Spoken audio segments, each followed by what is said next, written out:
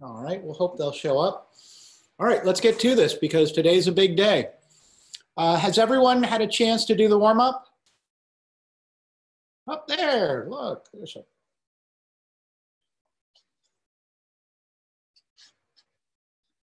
Okay. Welcome. So we're just going over the warm-up. Has everyone had a chance, other than Parker, to do the warm-up? Everyone's very quiet today. We could turn on cameras. It's always a fun thing. Makes my life better. Look, there's one. Thank you. There's 2, 3. You're coming to class. It's so exciting. Thank you, guys. That makes me feel good. Okay, so just to go over quickly, who's got an answer for the first warm-up question? What is decimal for the binary number? And I hate to say I'm not seeing it. Anybody want to put it in the chat or unmute themselves and throw it out there? What's the answer? 254. 254, correct. And the way to think of that is if it was all ones, it would be 255. So if it's got 10 at the end, it's 254. How many bits to create 33? Oh, there we go. 6. Great job. Great. That wasn't problematic for anyone. Ideally, you still have your fabulous flippy-do in case it's not intuitive. I think everyone is getting a little more comfortable with that, going from decimal to binary, binary to decimal, and understanding what that means. Okay, I'm going to go over what were some of the basic issues with the color pixelation tool. I think you can resubmit those if you need to. For one, you are supposed to include the bits with your image of the color checkboard. So a lot of people just submitted their colors, not the bits that go along with those. What was helpful if you did that was you saw that there is a pattern to the way your bits appear. There are 3 strange lines of binary that line up at the top, like a little paragraph at the top, and then your colors are underneath that. When you got to question 1, it was very confusing to a lot of people what they were looking for. Even for me, initially looking at it, I was like, oh, you just sort of divide them up into groups of 4 and see what happens. What they were trying to get you to show was the first byte, the first 8 binary numbers is like the height or the width, and then it's in theory it's width, height, and then how many bit color it is. So I think it was a 2 by 2 square with 3-bit color. That's what they were hoping you would do, and it made more sense if you had written down the bits, because then it portrays it in that format, that formatted way, not raw. Mistakes on color, 9 to 12 bits. A lot of people ended up 2000 something. So what it was, or 4000 something. The idea is how many bits are in, or how many number places are in a 9-bit color generator versus a 12-bit. 9 bits is going to be 2 to the 8th, and then everything else in there is 2 to the 8th minus 1. So that's going to be 511. 2 to the 8th is 256. For the 12-bit, the 12th position is going to be 2 to the 11th. So 2 to the 11th plus everything else is going to be 2048 plus 2047, 4095. So you take the 12-bit and you just subtract what the 9-bit numbers are from it, and you end up with 3,854 or something. That is in there. What happens when you have a 6-bit image and then you turn it into 12 bits? This was also a little ambiguous for a lot of people. There are several answers you could come up with for this.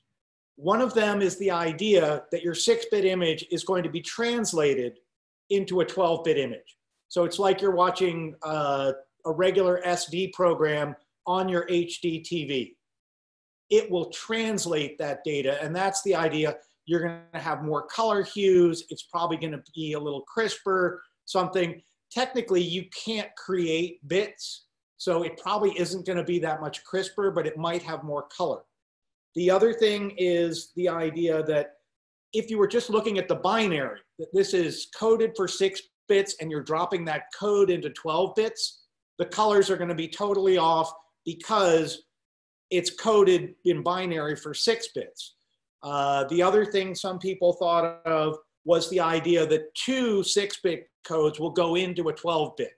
So 2 of your 6-bit binaries, and it'll be half the number of pixels.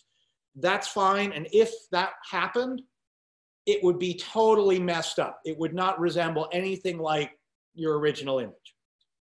Those are the basic things that people were having trouble with. Okay, let's get into our presentation.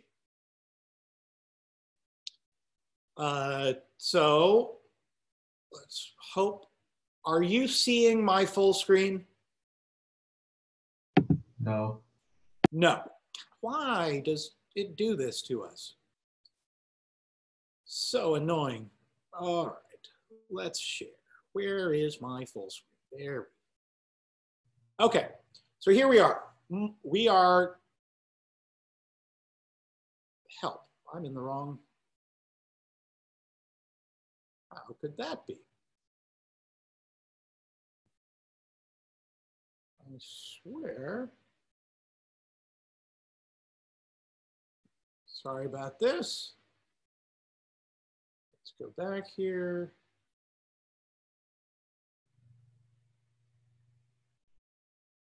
Okay, this just has the wrong date on it. It is not September 8th to 9th. It is the 24th to 25th. Let's try this again.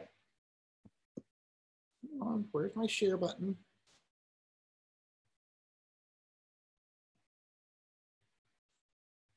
Sorry, I was thrown by my date. Today, we've done our warm-up in MyMCPS. We are going to go over AP test information. I don't know if this is a link. So this is a link in here. November 2nd, you need to be, well, actually, we need to get everyone in our class. If you need fee waivers in order to do your AP, you need to get in touch with Mrs. Gassaway. November 9th, the online payment system will be available. Each exam is $95. If you cancel your exam before March 1st, you'll get a full refund. That's because everything's so screwy this year. February 1st is the Winston Churchill deadline. There's a whole presentation here. So look at this. The basic question is, have you signed up for my section? That's what I want to know. Oh, come on. Okay. So that is also in the module. Let's see. Are you seeing my full screen now again? Yeah. Okay. I'm sorry. I just can't tell. It does not have a rim. So we're going to review our lossy compression, and then we're going to do intellectual property. What is due today is our warm-up, our L109 lossless activity guide, which I believe everyone in my class has already turned in. If you want, I did not count, or I have not counted yet the section. I was just going to let you do it. But we're going to go over the answers. If you want to update yours and resubmit, that's fine. Intellectual property article and questions is due on 9/29, which is next Tuesday. And that's because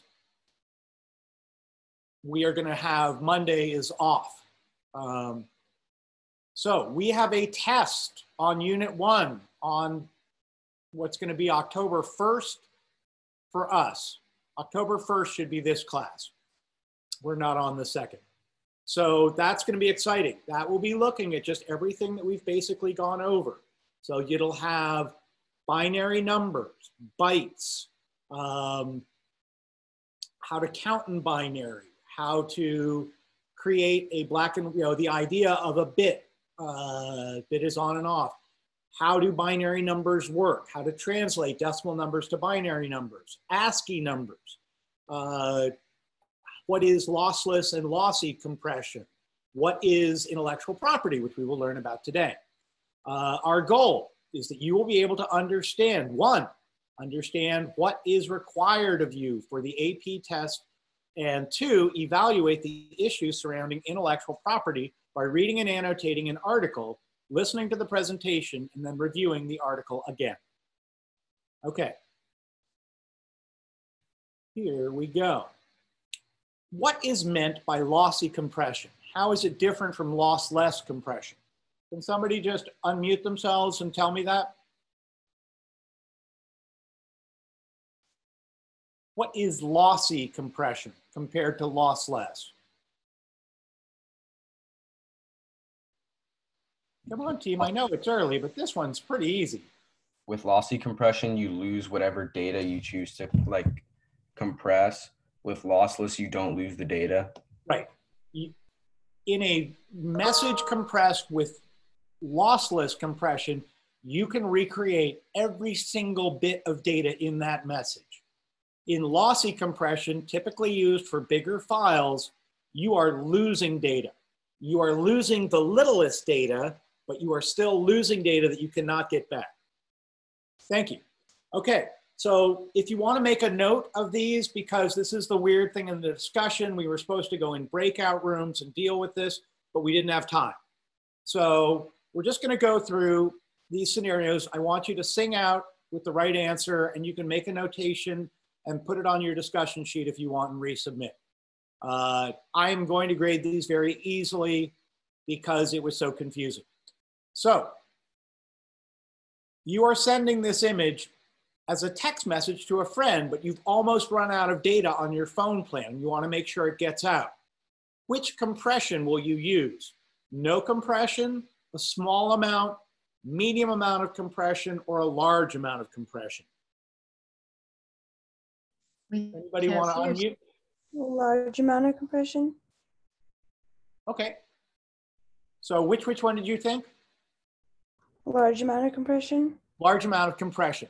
If you are really about to run out of data and you have to get this out, I would use the large amount of compression because it is going to be the smallest.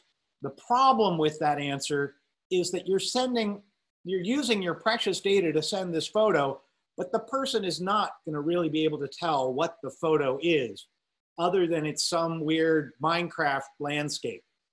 So my thought was I might not blow up my phone if I use the medium amount of compression, because at least then my friend could tell what it was I was trying to send it. This looks similar enough to this, but it's just once you get to a large amount, it's very difficult to tell what's going on. So great answer.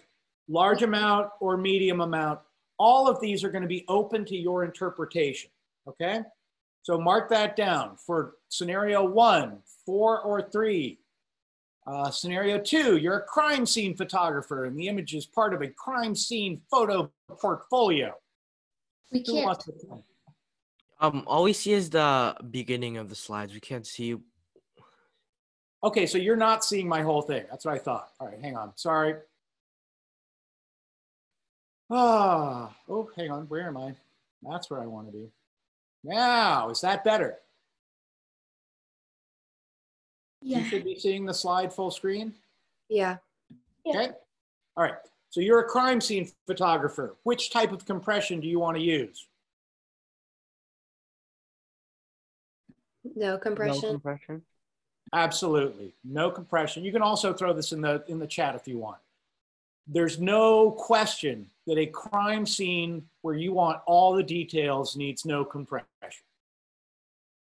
3, this image is part of a satellite imaging assignment for the military being used for intelligence gathering. Come on, sing out. No compression. No compression. Same thing. It's a military issue. It's for intelligence. You want the best image you can get. So for 2 and 3, number 1 is the clear answer. 4, you are a social media manager posting this to an Instagram story for an event happening right now, which in theory you're trying to generate interest in. Which one would you use? No compression. I got 1 no compression. Anybody else? I would say small amount. Small amount? I'd say no compression. Okay. Why are you guys thinking small amount or no compression? Because it has to be detailed, because it's an event and people have to see it. I Right. would say, I would say, sorry, I would say small amount because if it needs to be posted right now, it'll probably be posted faster if it's compressed. Right. And again, this is where it becomes subjective. That if you're there, how much quicker is a photo with a small amount of compression on it going to get out than a fully uncompressed image? A teeny bit.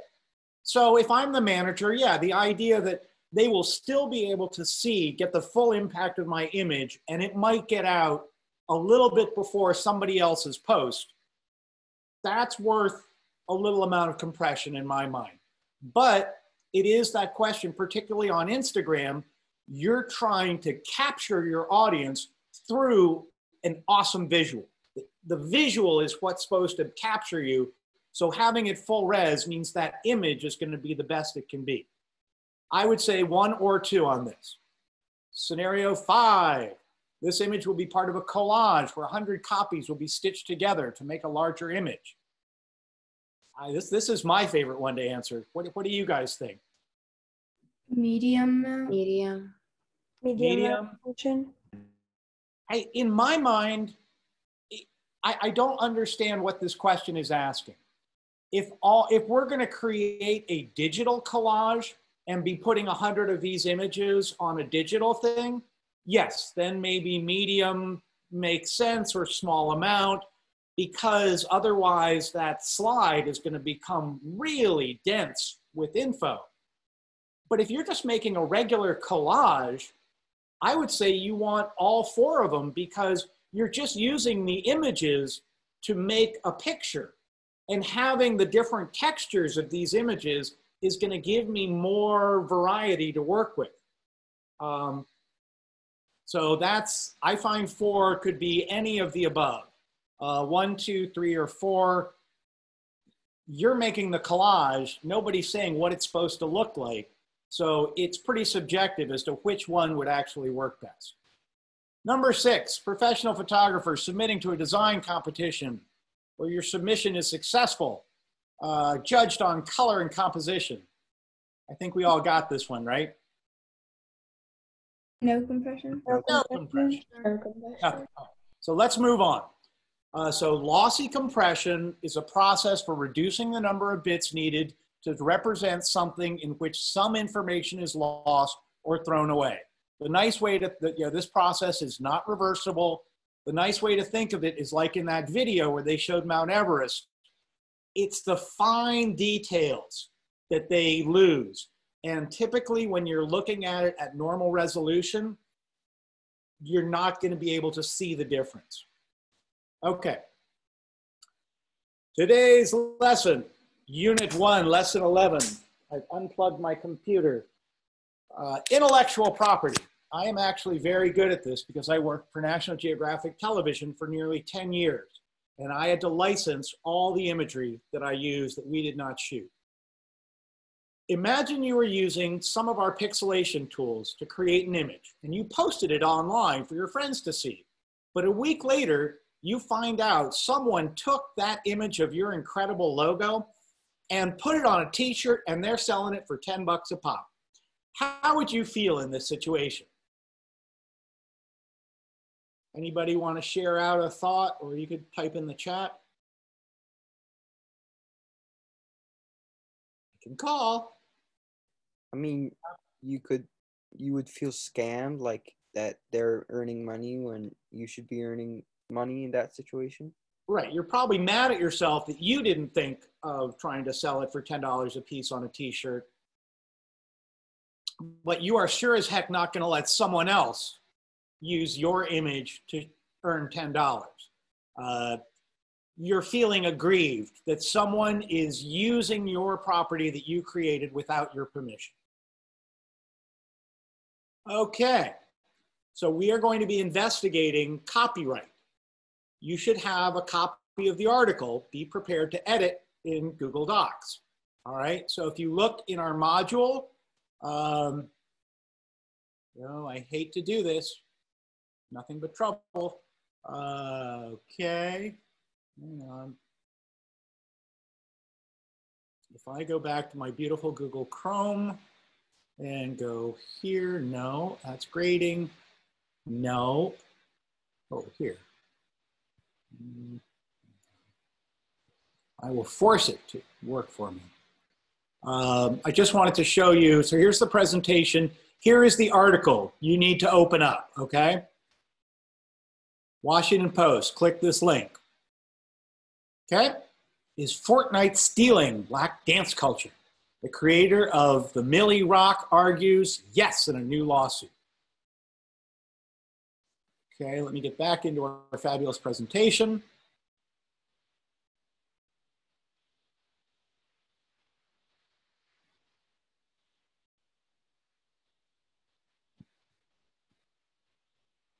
Okay, now you are seeing this full screen, yes? Team? Yes. Okay. Yes. It's just very hard to tell. I've got to just present my desktop. So you are supposed to read the article, highlight and underline any information in this article that you want to know more about. So you're just gonna, it's a Google Doc. You can just highlight, use the Google tools to highlight. At the end, you want to write a 10-word summary of the article on page 4. Okay? Just a 10-word summary. Since we have a lot to cover today, we're going to see if when everyone gets done, they can use their little raise hand button and show that they're done. And then we can hopefully get started on the second part a little quicker. I'm going to give you 10 minutes to read the article. If I could see my clock, I would tell you right now it is 10:40. So we're going to go to 10:50. But I think, so the article brings up issues around copyright. Based on what you've read and your own experiences, what questions do you have about copyright? When you create materials on the computer, you own them. They are intellectual property. Using materials created by someone else and trying to pass them off as your own is plagiarism. When you don't have the creator's permissions, there may even be legal consequences for using these materials. However, we can see from our discussion that it can be complicated when we talk about ownership of digital information. Today, we're going to explore these issues. So you should find the article. This is a link in the presentation. In today's module as an assignment, we're going to have 10 minutes to read the article, come up with a 10-word summary. When you are finished reading the article, go to the participants link down in your toolbar. Then go to more and click the thumbs up. So you go to more and you can't even see it, but there is a thumbs up in there. So put the thumbs up when you've done your 10 words and we'll see if we can get back in a little sooner. Okay, we are in our 10 minutes right now. So we'll hopefully come back by 10:50.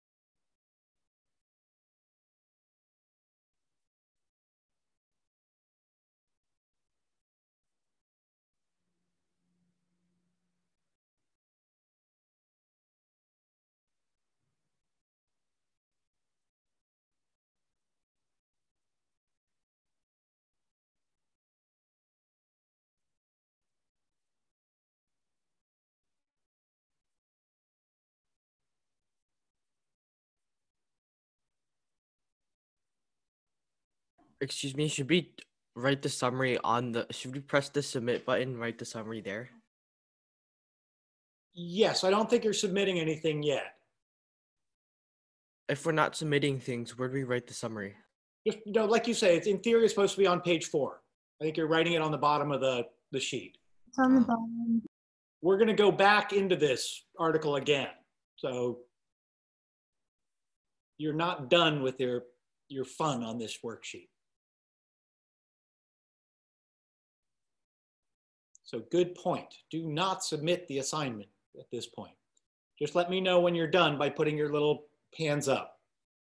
So the idea is in participants, if you go to more, you click your thumbs up and look, I have a thumbs up. Look, Abraham Zhao's done. Oh, Bora's got a question. Bora, what can I help you with? Oh, my bad. I was trying to say I was done. There you go. That's all right. That's why we're doing it. Practice, baby. Look at them populate. This is so exciting. Technology at work. Coding.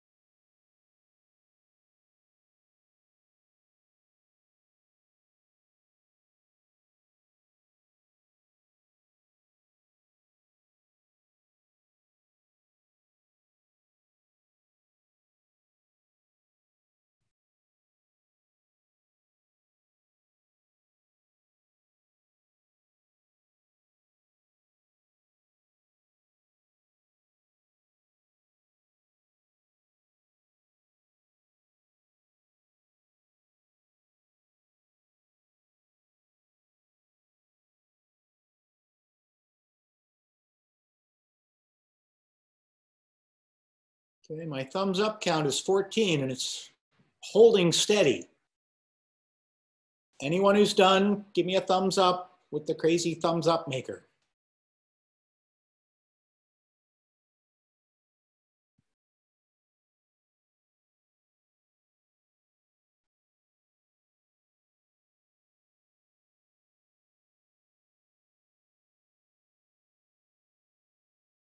$16 thumbs up. 17.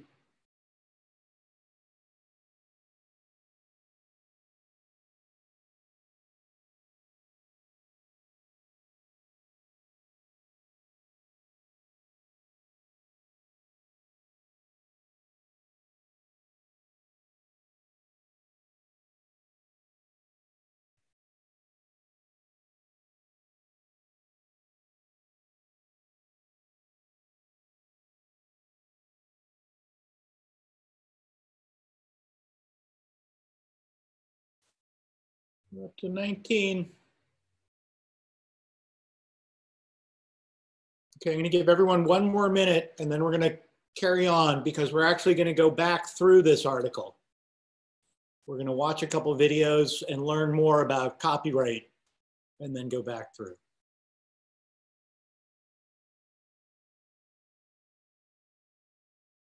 Okay, 22.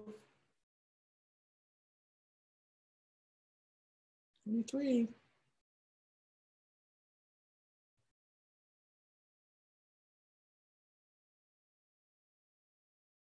Okay. We got 24 people that are done, so don't worry if you're not done. Just keep quietly working. We're going to go back through this, so I don't think you're going to be dinged or anything if you're not marking it up appropriately on the first pass. The question that you're supposed to be asking yourself while you're reading this is, are our current copyright policies helping society or hurting society? How do copyright policies hurt society? Anyone have an idea? How does copyright hurt society? I can think of a good example, but it's not related to our article. Can somebody think of a way that copyright is causing problems? If somebody copyrights something, then they can raise the price as much as they want because no one else can sell it. Right. So it's things like people camp out on website names, that a lot of businesses, or particularly in our world, in computer coding, people are copywriting certain things or buying up copyrights so that they can shut other people down, that they're using it to extract money from people, saying, oh, I have the copyright to this, you need to pay me or you can't use it. And those are called nuisance things. Ideally, this is an individual who feels that something that they created was stolen from them. I don't think that's hurting society. But let's learn more about copyright. Before we discuss this question, we need some additional background information. We're going to watch 3 videos. Our goal is to better understand the rules of copyright and better understand when we can reuse or remix something. Okay, we're going to go through 3 quick videos here. Hang on. I think we just missed the first. No, there we are.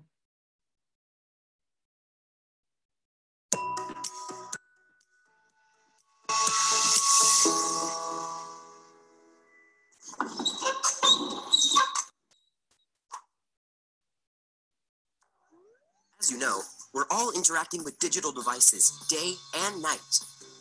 Digital media offers an empowering set of tools. Everyone can access, move, reshape, and reshare creative content in all kinds of new ways. As we use our devices, we are consumers of creative work, music, movies, books, images, games, software, and more.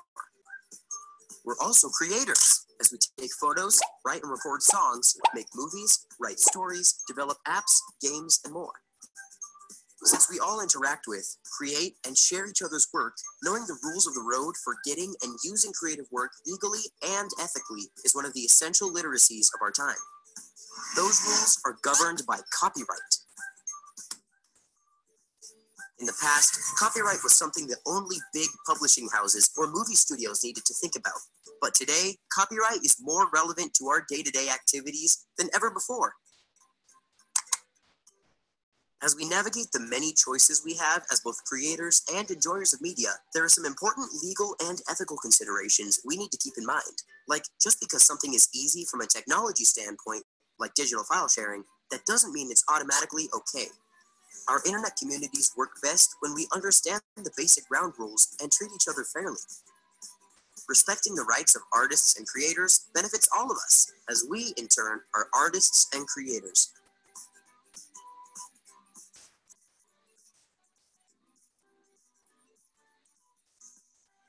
Okay.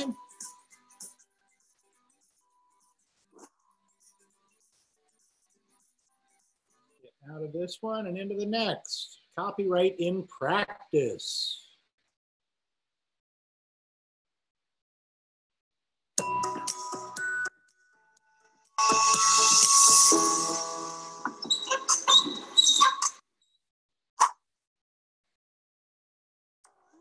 Let's look at how artists and creators benefit from copyright, and how copyright encourages and rewards speech and creativity. Because of copyright, creators get some control over their work. Often it's economic control, like they get to decide where their work will be sold and for how much. This helps them earn money from their creative work. Sometimes, artists are more focused on artistic control, so their creations stay true to their vision. Either way, guaranteeing that control gives artists incentives to produce more work. Take, for example, these guys. Dude Perfect got its start on YouTube doing trick shot videos that went viral. Now they have a huge online following and make money from ad revenue. Nice! Their viral videos also gave them new opportunities to collaborate with famous sports personalities. And it keeps going. One of the dudes, Corey Cotton, wrote a book, Go Big, that shares the secrets of building a business through social media. Copyright creates a marketplace for creators and artists, like this. So, the Dude Perfect guys chose to make their videos free and available to everyone, but they still own them with copyright. And other people don't get to copy their videos and put them up online anywhere they want, right? Right. This control over their videos made it possible for them to gather a large online following, which in turn provided more opportunity for creative work, like the book deal and TV appearances. Here's another example of copyright at work. In 2014, Taylor Swift decided to take her music down from Spotify. Some people weren't happy. She did several interviews about her decision. In an interview with Time magazine, she said, I tried it and I didn't like the way it felt. I think there should be an inherent value placed on art. I didn't see that happening perception-wise when I put my music on Spotify. With Beats Music and Rhapsody, you have to pay for a premium package to access my albums. And that places the perception of value on what I've created. I just don't agree with perpetuating the perception that music has no value and should be free. Also, a lot of people were suggesting to me that I try putting new music on Spotify. I felt like I was saying to my fans, if you create music someday, if you create a painting someday, someone can just walk into a museum, take it off the wall, and it's theirs now, and they don't have to pay for it. I didn't like the perception. Copyright makes that her choice. She gets to decide who distributes her music, and she didn't like how Spotify was doing it. Okay, here's a completely different example. Wu-Tang Clan did something really crazy. They released an album edition of one. What? What do you mean, one? I mean, only one copy. The plan was to have it play in only museums, and the only way to hear it would be to tour the museum. Wu's RZA said, the idea that music is art has been something we advocated for years, and yet it doesn't receive the same treatment as art. Especially nowadays, when it's been devalued and diminished to almost the point that it's been given away for free. In the end, Wu-Tang decided to sell it to a private collector for $2 million, with the agreement that it cannot be exploited for money for 88 years. Weird, huh? For Wu-Tang Clan, part of the art was its presentation as a collector's item. Copyright makes that an option for them. They have the right to decide how their music is distributed, even if it's crazy. Well, that's fine for the Wu-Tang Clan, but I don't see anyone else doing that. Right. Most bands wouldn't want to do anything like this, but copyright gives them the control they need to experiment with creative ways to release and profit from their work. Someday, you might be a recording artist with music of your own to share, maybe on YouTube or Spotify, or maybe not. Maybe you'll have your own ideas for how you want to release your music. Copyright means you have the choice. Okay. Let's get out of this one. No, I don't.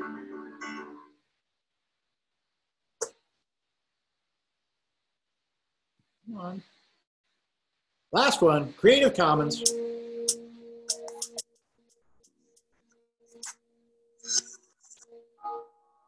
Share your creativity. You're enabling people anywhere to use it, learn from it, and be inspired by it.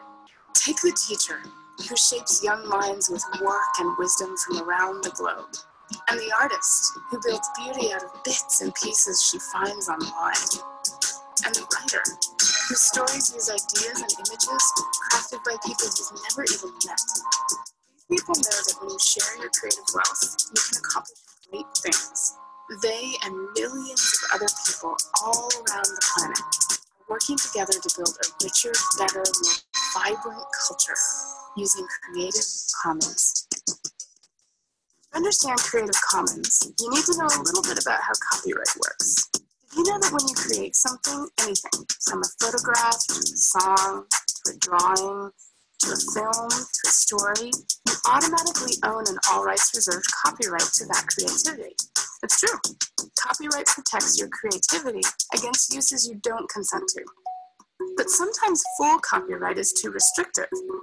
What about when you want all those millions and millions of people out there to use your work without the hassle of coming to you for permission? What if you want your work to be freely shared, reused, and built upon by the rest of the world? Luckily, there's an answer. Creative Commons. We provide free copyright licenses you can use to tell people exactly which parts of your copyright you're happy to give to the public. It's easy. It only takes a minute and it's totally free. Just come to our website and answer a few quick questions like, will you allow commercial uses of your work? And will you allow your work to be modified? Based on your answers, we'll give you a license that clearly communicates what people can and can't do with your creativity. You don't give up your copyright. You refine it so it works better for you. Welcome to a new world where collaboration rules. It didn't even exist just a few years ago, but now there are millions and millions of songs, pictures, videos, and written works available to share, reuse, and remix, all for free. Want to work together? Then join the Commons, Creative Commons.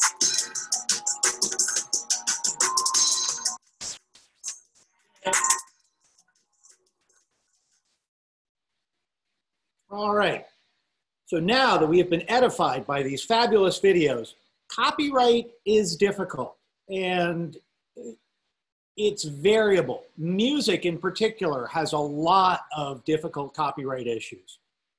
There's the master recording, there's the artist, there's the creator. So returning to our question, are our current copyright policies helping society or hurting society? Anyone? Sorry, team, just realized I haven't checked.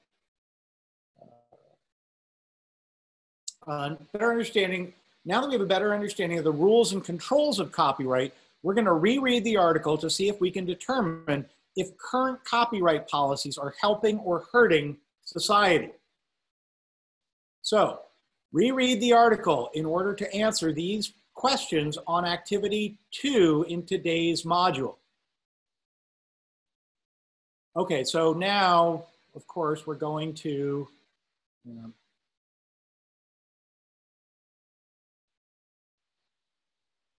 so I think I may have been wrong that you hang on to this before you submit it, the first one. We're now going to activity 2, which is down here, current copyright policies helping or hurting.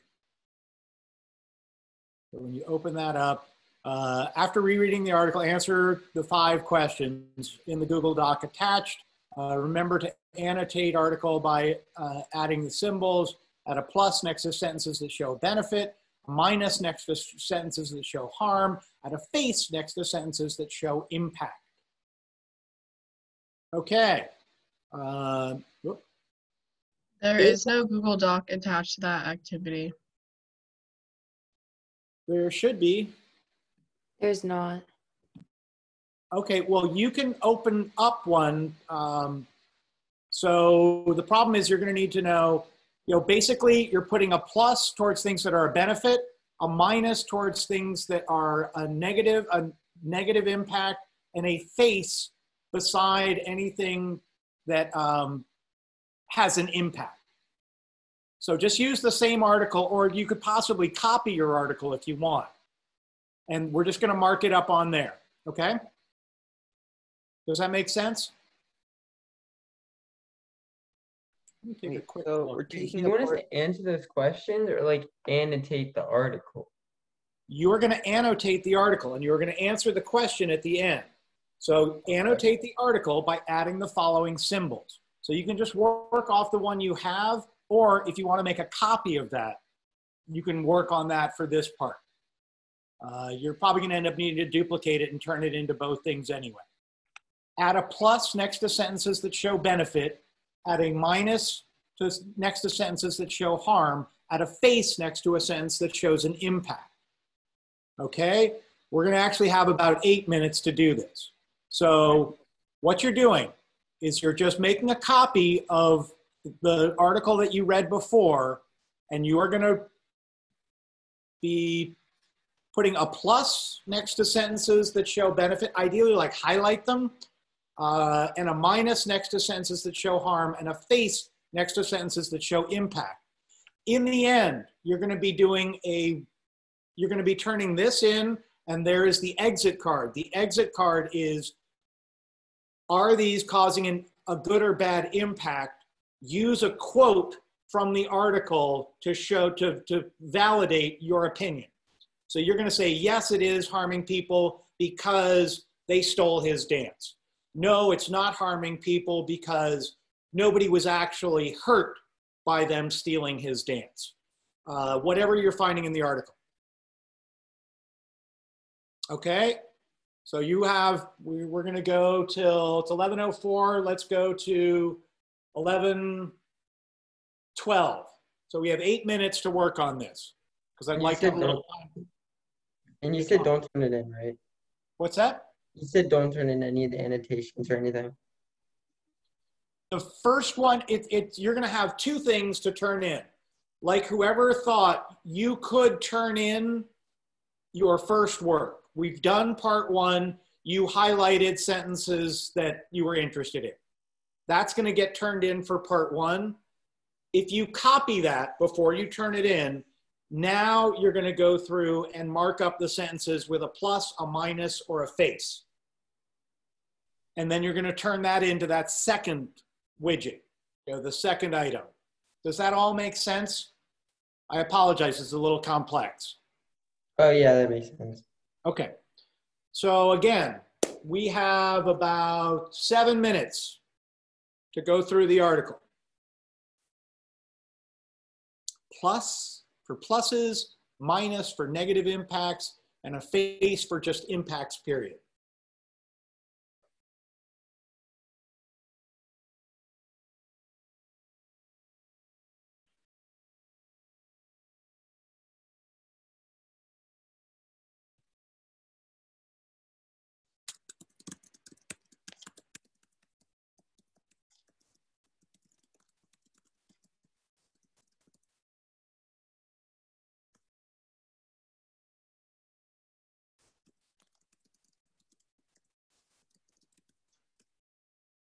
Oops.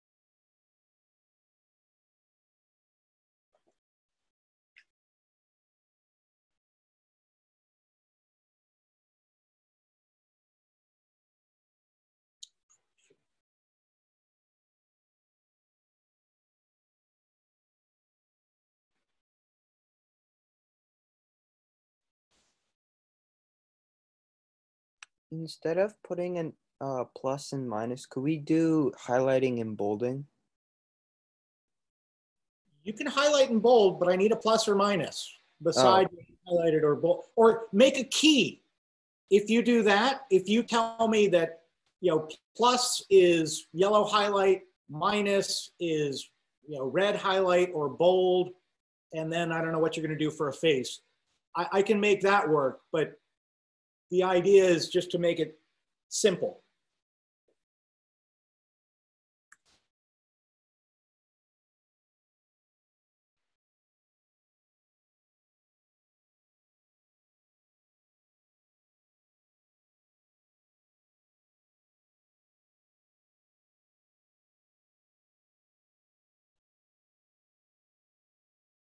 So you could do like highlighting, bolding, and then bold italics for things that are having impact. You just need to give me a key to what that is that you're doing. And the more consistent it is through the classes, the easier it is for me.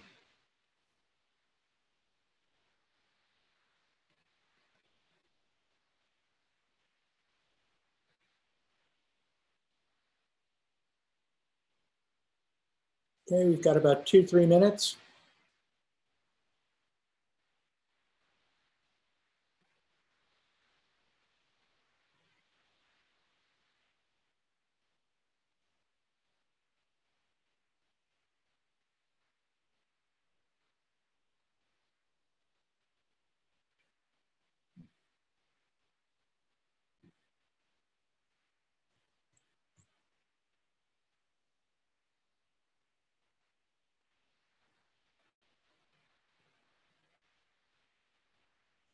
Be thinking about what quote you want to use for the exit card. You're going to need to say whether you feel copyright laws are positively impacting us or negatively impacting us, and you're going to need to use a quote from the article to support whichever stance you take. So think about that right now as you're finishing up. What makes the most sense in this article? What would you like to bring out as your point why copyright is good, or your point why copyright has a negative impact? Where are we going to be writing this? It's going to be the exit card. It's the last thing on the list in the module. So for the moment, you're just marking up your article. That's what's going to get turned into the second activity. And there's a final activity that is a exit card. And it's just asking, is copyright having a positive or negative impact? You're supposed to say what you feel. I feel copyright is having a positive impact because Miley was able to sue over his dance. And I'm going to make a little quote of whatever they're saying in the article about how he responded when he figured out his dance was in there. So whatever you'd say, you need to back it up with some text from the article. Okay, we are done. I'm hoping everyone is done. If not, you can finish up on your own time. This probably isn't due until next week. I mean, technically I think it's due today. But we're not going to meet until next week. So I have a question. Sure. So for the assignment where we got the first, so there's 3 assignments. We have the article. Hey, let me just quickly go back to the module so I can show you. It is a little confusing, and I was not up on this as to exactly how the pieces work together.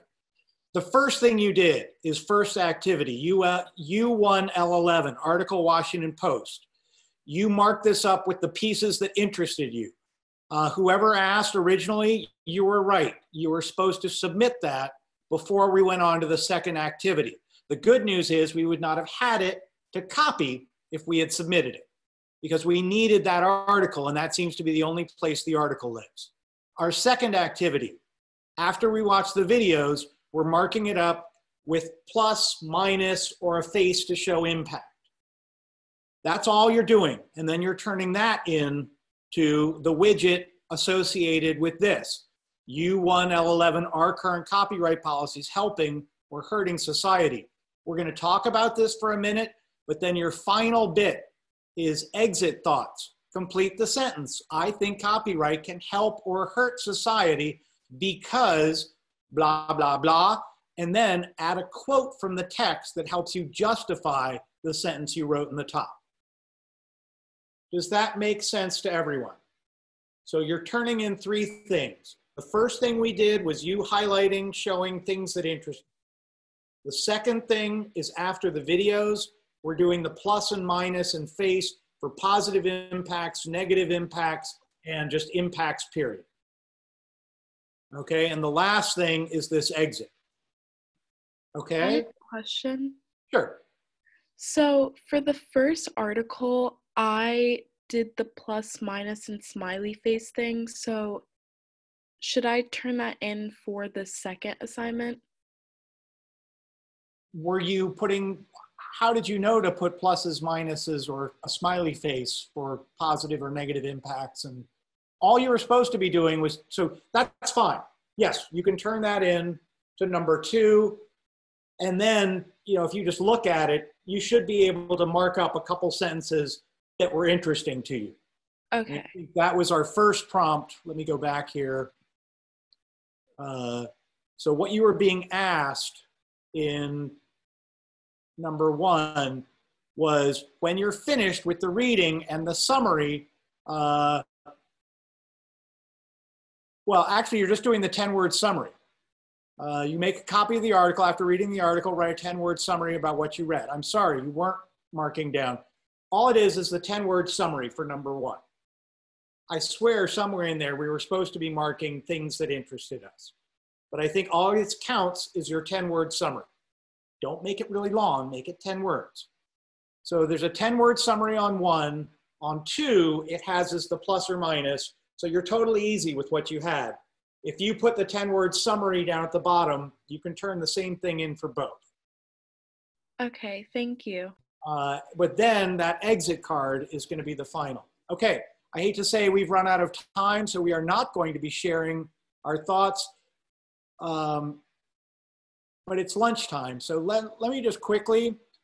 The idea was that we were supposed to share some of the sentences. What were a couple negative impacts? Anybody? Negative impacts of copyright? I mean, I think those are the hard ones. The positive ones are he was able to sue them for his dance that other people saw it. The negative impacts are in business. You can't do what you necessarily want to because somebody else has copyright, that you can be sued if you use something that you're not supposed to. I think from somebody being sued, that's a negative impact of copyright. Okay, we're done. So I'm gonna stop sharing. Everyone can go home. All you have are those 3 things.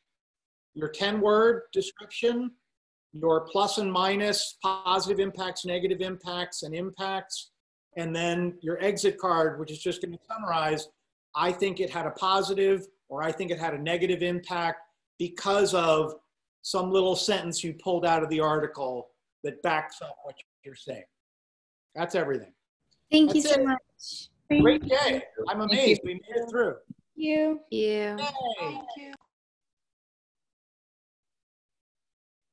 Okay, team.